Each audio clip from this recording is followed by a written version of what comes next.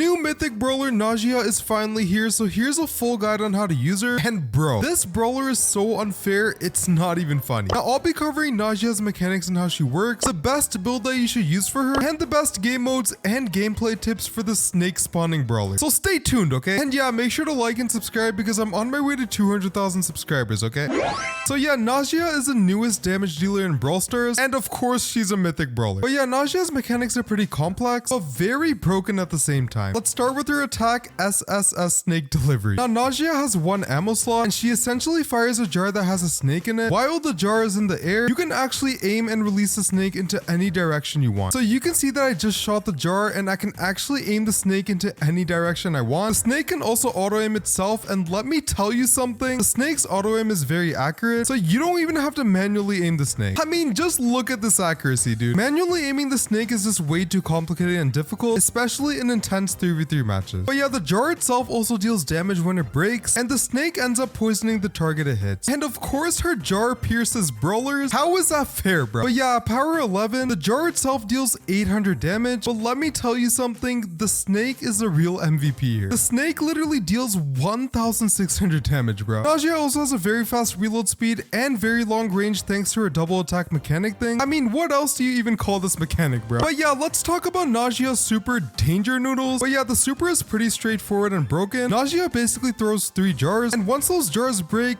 3 paper snakes come out. These snakes will actually chase the enemy, as you can see, and they do 800 damage continuously from their poison. The snakes also have 3,200 health, which slowly reduces over time, and the jars itself also do 500 damage. So if you were to land the jar near the enemy and it hits them, it is perfect because you'll do some damage with the jars, and the snakes will instantly target the enemy and do a crazy amount of damage. Najia at the max level also has 6,800 health and a fast movement speed, so she's a crazy damage dealer assassin brawler thing. What do you even call this brawler, bro? Overall, Najia's mechanics are insane, and she is way too broken. Her snake's auto aiming mechanics are insane, which allows her to do a crazy amount of damage without any skill. Like, her snake's auto aiming is so accurate that you don't even have to manually aim the snake yourself. Like, I'ma just shoot a jar here, and look how accurate the snake auto targets the enemy, bro. And yeah, I believe that Supercell is actually dropping balance changes very soon, and by the time that this video is out, Najia might have her jar damage and snake damage nerfed. And yeah, stay tuned because I'll also be showing you the best build that you need to use for Najia later in the video. And yeah, if you've made it this far into the video, comment your thoughts on Najia. But yeah, now that you know how Najia works and her mechanics, here's a breakdown of both her gadgets and star powers. If you want to become a Najia pro, it is really important to know how her abilities work. So stay tuned, okay? Najia's first gadget, Poison Puddles, is a pretty interesting gadget. This gadget pretty much makes enemies who are currently poisoned by Najia create poison puddles for the next 4 seconds. So if I were to poison an enemy, for example, and then activate this gadget, the enemy would essentially spawn a bunch of poison circles depending on where they're walking. And if the enemy themselves or their teammates walk into these poison circles, they will end up getting poisoned and take damage. This is honestly a really interesting gadget. Najia's poison already does a crazy amount of damage, and the fact that poison puddles are being spawned for 4 seconds is just insane, dude. And this gadget also has a 17-second cooldown, which is pretty balanced in my opinion. Najia's second gadget, Najia Jar, is more of a defensive gadget. This gadget pretty much allows Najia to hide in a vase, kind of similar to Charlie's super when she hits an enemy. Once the vase ends up breaking, Najia will knock back enemies who are near the vase. Now this gadget is really good defensively, especially if you're low in health and running away from your enemies. This gadget unfortunately doesn't do any damage, but you can still knock enemies back and run away from them fast, and this is great especially if you're low in health. This gadget also has a 20-second cooldown, which is honestly pretty long in my opinion. Najia's first star power, Poisonous Protector, is very simple but effective. Once Najia eliminates an enemy, a snake will actually spawn where the enemy got eliminated, and this snake will automatically run towards an enemy nearby and poison them. It's basically your super, except it's only one snake. Now this star power is insane, especially if enemies are grouped up. If you end up eliminating one enemy while enemies are grouped up, the snake that spawns can instantly jump onto the other enemy, and you'll be dealing some crazy damage. And this star power works for every enemy that you eliminate, so it gets really annoying for the enemy if you keep on eliminating them, and it gets even more annoying when you stack your super on top of this. Najia's second star power, Venomous, is a pretty complex star power, but it is very effective. This star power pretty much scales up the poison damage depending on the enemy's current health. If the enemy is at 100 health, the poison can deal an extra 200 damage. Now this is insane because the snake poison already does a crazy amount of damage, so adding up to an extra 200 damage can really change the trajectory of the game, and you can deal some serious damage to your enemies. And what's great about the star power is that it's kind of continuous, so the extra damage will be added every time you hit the enemy and poison them.